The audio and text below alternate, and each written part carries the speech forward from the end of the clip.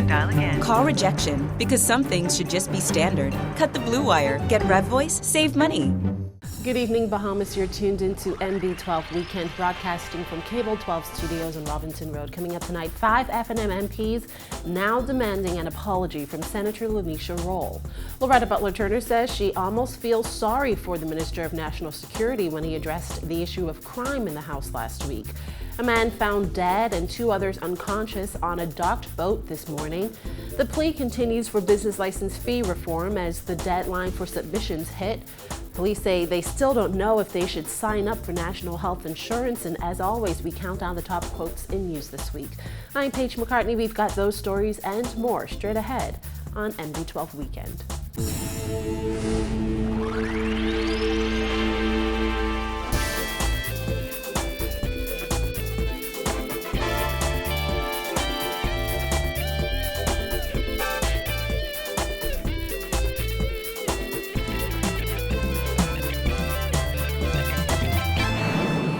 Welcome once again to MB12. After saying on Friday that she had no time for pettiness in the FNM, Long Island MP Loretta Butler Turner today joined with Montague MP Richard Lightbourne, St. Anne's MP Hubert Chipman, North Eleuthera MP Theo Neely, and previously Central Grand Bahama MP Nico Grant in calling for an apology from FNM Senator Lanisha Roll for what they call her unprovoked, extreme, and unprofessional remarks against FNM MPs.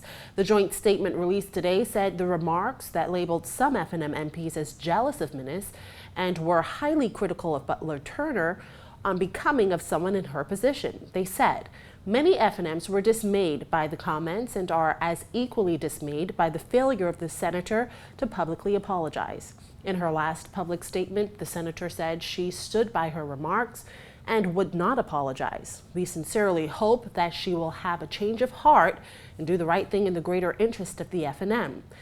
End quote. The FNM MP said if Senator Roll refuses to publicly apologize, FNM leader Dr. Hubert Minnis should insist that she does, and he should specifically repudiate what they said was her unprovoked attack on sitting FNM members of Parliament.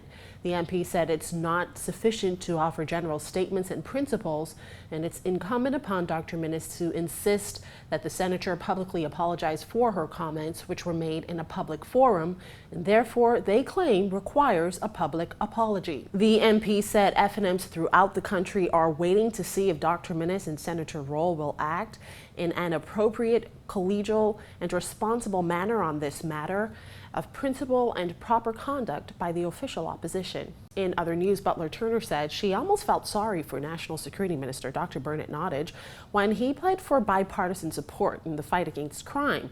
But then she remembered it was the PLP who made crime political in the first place.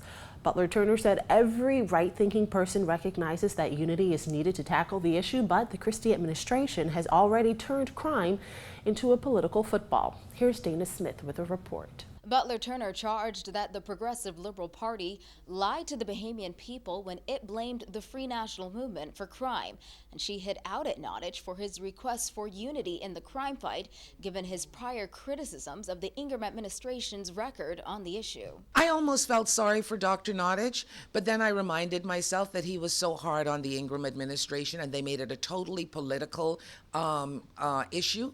I think any right-thinking person realizes that every stakeholder that has a love of this country has to be involved in the fight against crime. But they once again deluded, misled, literally lied to the Bahamian people by stating that this crime problem was an FNM problem. While in opposition, Nottage had leveled repeated attacks against the FNM.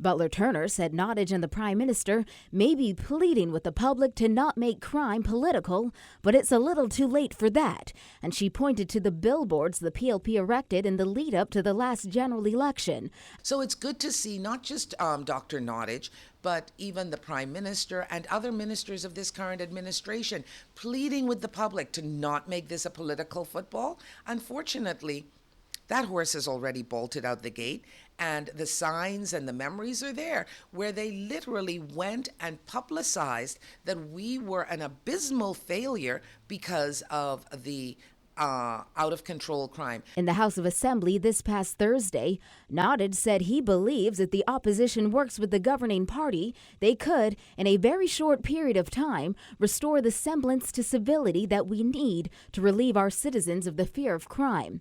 And while he did not provide any statistics for 2015, he highlighted the spike in violence in recent years.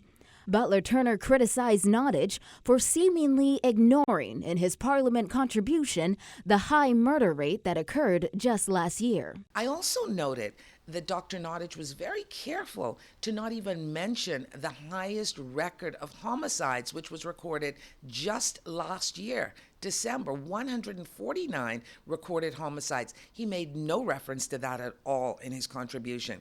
He spoke to the 2014 statistics, but he did not touch on the 2015. And I'm sure that they're hoping the 2015 never happened. And of course, we as Bahamians, we're not cheering on that happened, but the fact remains, we were telling them all along that crime is not an issue that should be politicized. But of course, they used it as a mechanism to get the Bahamian people to believe that we were the problem for crime. Dubbing New Providence a war zone, Butler Turner said Bahamians continue to live in fear for their lives. Bahamians are living in fear. It's not just, it's without question. Without question. And you know, just so I can be very clear, when we say Bahamians, sometimes we narrowly look at New Providence as being the Bahamas. And, you know, I would be doing a disservice to the beautiful islands such as Long Island and other Bahamian islands that are pretty much, you know, relatively crime-free. At least, you know, this consistent homicide and killings. New Providence, the people who live in New Providence are absolutely living in fear. When people determine they're not going out of their homes after dark, they're going to be very careful where they go. And even during broad daylight, Bahamians are literally in fear for their lives. It's a war zone. Reporting for NB12 Weekend, I'm Dana Smith. Well, opposition leader Dr. Hubert Minnis is calling for there to be a separation of the Attorney General and the prosecution, stating that there is wide open room for conflict of interest. Minnis said he believes the appointment of the Attorney General should be private and not by the government. Here's Kyle Joaquin. The judiciary must have its independent budget. It cannot have oversight by any politician. As we move forward in terms of dealing with corruption, if we are serious, we must establish an anti-corruption unit, an anti-corruption agency with its own director. They must have the power to investigate, even I as Prime Minister or any cabinet minister, and bring charges. Despite the Attorney General touting the many successes of the Swift Justice program, she still hasn't won everyone over. Opposition leader Dr. Hubert Minnis, despite not necessarily criticizing the AG's office, did say there needs to be a separation between the AG and the prosecution. The Attorney General's office has seen its share of claims of conflict of interest. The Attorney General's office has seen its share of claims of conflict of interest in recent memory. Education Minister Jerome Fitzgerald has been criticized for issuing a nollie prosequi to a couple with illegal firearms possession and ammunition charges when he served as acting Attorney General in 2012. And most recently, former State Minister for Legal Affairs Damian Gomez resigned after court matters involving the AG's office would prove a conflict of interest on his part. And then there were matters regarding that of Michael MP V. Alfred Gray, who was ridiculed for reportedly calling Mayagüana's island administrator, who was the acting magistrate, and ordering that he release one of his constituents outright. The matter was investigated by the Royal Bahamas Police Force, but the final decision as to whether he indeed interfered with the course of justice sat with one of his government's own, the Attorney General.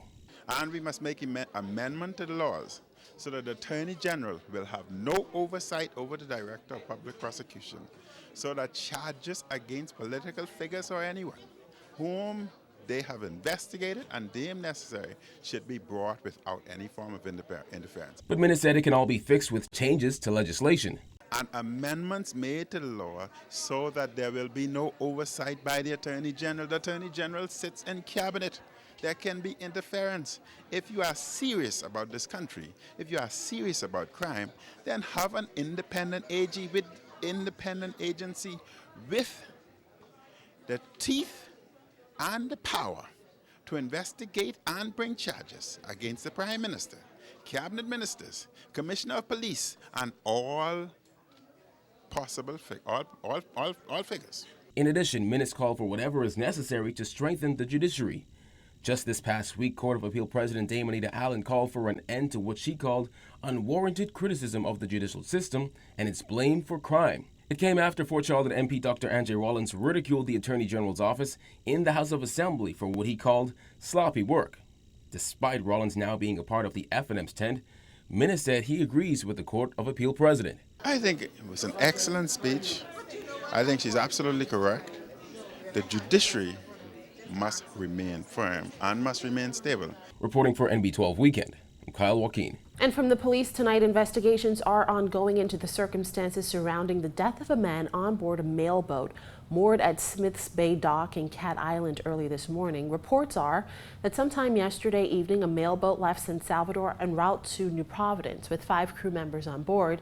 However, shortly after 1 this morning, the boat began to take on water and was diverted to Cat Island. Then police say shortly after 9 this morning, 3 of the crew members were found unconscious on the boat, suffering from smoke inhalation. One of the men was pronounced dead and the other 2 were treated by the local doctor and they remain in stable condition. Well, today was the deadline for businesses to comply with the requirements of the 2015 budget and amendments to the Business License Act in order to avoid late fees and possible tax liabilities. It also marks another week that government has not publicly responded to urgent requests by the Bahamas Chamber of Commerce and Employers Confederation for intervention and for an overhaul of the current system.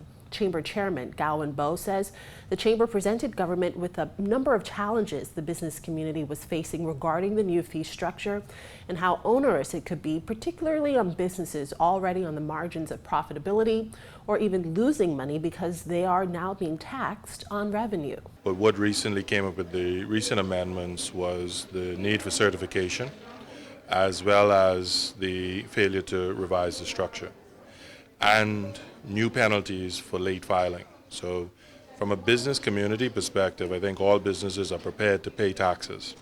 They want to have an ability to do so in an efficient manner.